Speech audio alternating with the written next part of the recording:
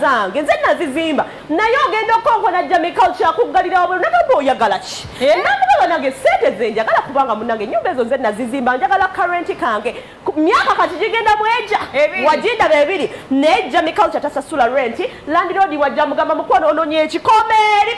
tosembera wange bagamba yasootinze zowa yatekuli wayazano byemu oyensonga lwaki abadde tasasula kakati landlord ayinza okuba nga zo musaba sente yenalowooza n'agamba mbu oba kati nga yamulabanga oba wati gwatalabanga nako amumanyi amutegeera bulungi naye amugamba komeeyo red yegase ne bulu kyokubeera nga yegatta ne red Jamie Culture ye yeetaaga buyambi biragalalagala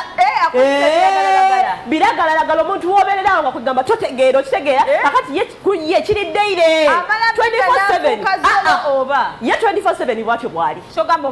omutwe gwayonone sirala ndoda baddawo nagamba bannange tetukwanye sente enzaagala naye omusajja ono yeetaaga rehabilitation okitegeera I need my money naye ate bannange tagenda kubeera wanono mu nnyumba avuma abapangisa avuma abalala bannange Jamie Culture yefudde ekirala bwakusomesa kino gweradodi sikumanyi nakuvumirawo omupangisa owayoakatuka mu covid bwe yajja batisakira alina gyayimbira naye zigula biri abadde azijjawa Jamie Culture tetumanye sente gyazijja naye wazo zasootinze tekukyali bulu eri ku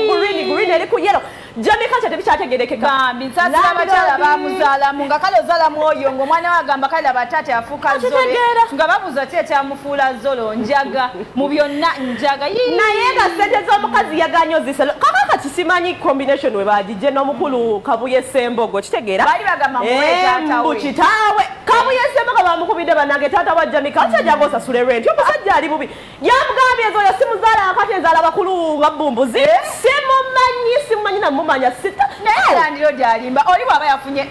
waya ofand amuleka agende atagende bugenzi kunanga akute bw'osalawo okukola ebintu byo bakuleka ensi gye nayagala gye neekutwala landlady oyo ng'olaba omutima gwa kisa ayinamu omutima omuzadde era n'omuwulira ng'ayogera gamba bannange Jamie Culture bamutaase yakubira Kabuye Ssembogo kwegamba ali awo talinaako baye waabwe talinaako bakika kwegamba bamukubidde ate kino baira kibeera ekyokuyiga baba talina bakika bachairman abali eyo obeera otya n'abantu ku kitundu kyo kyobalaba obubbi olusi bweyongera omuntu tomanyi gyava talina reference yonna emulaga mbu yava mu kitundu talina baba bayita ba next of kin buli wagenda mu kifo yani nze nejjanga Jamie Culture nina erinnya abadde afudde bufi ngabafuna eri waliyo public limbo nga bamuziika eyo naye nga munange landlord yabadde akaaba ne Jamie Culture basome batusookere kwani simanyi kuba mutuufu bonna babaddewo landlord nga womumanyi bambi omulanga gwosanga ab'enganda za Jamie banaavaayo ne bagamba munaye mutuwa omuntu waffe wadde asootinze kikyo kiva ti bagamba ebidi bye biddawanirirawe n'ebyammwe biddeewo katusooke tulabe landlady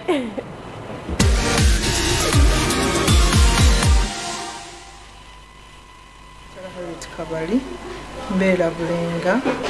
nzaalibwa kuno ku Najjanankumbi nina amayumba gange kuliko abapangisa kubaddeko omuvubuka omuyimbi bamuyita Jamie Culture amazeeko emyaka 4 emyaka egyasooka yali asasula bulungi naye lockdown okuva lwe yatandika sente ne zibula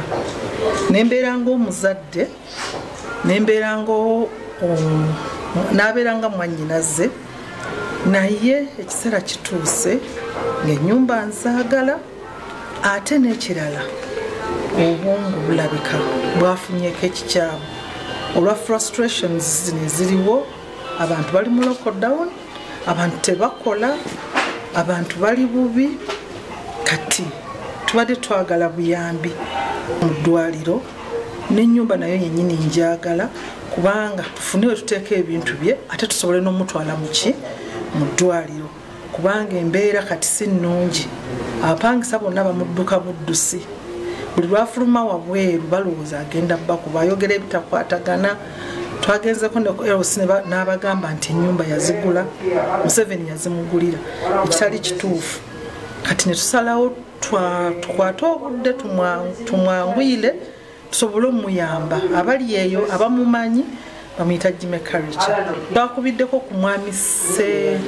Kabuye Ssembogo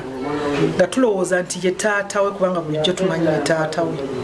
naye omwami yanzizeemu nti si ye taata we nemmenyeko omutima kubanga nabadde ndowooza kyangu okufuna omuntu we tumutwaleyo tunyonyole ekintu ekyo. Ennyumba za mitwalo 3 buli mwezi. Anje okuva mu Gwokusatu omwaka oguwedde lockdown yatandika kubanga ninako ba brother bange bangamba bulijjo bamulaba agenda abuuza buli muntu abamu bayogera nti oba yagweddalu oba kiki agenda ayimba mu kkubo kati nze nentuuka okulowooza ndowooza olw'okuba muyimbi aba yejjukanya naye kirabika ababeerawo bali tebakyegenderezanga okujjako bwe yatandise obbavuma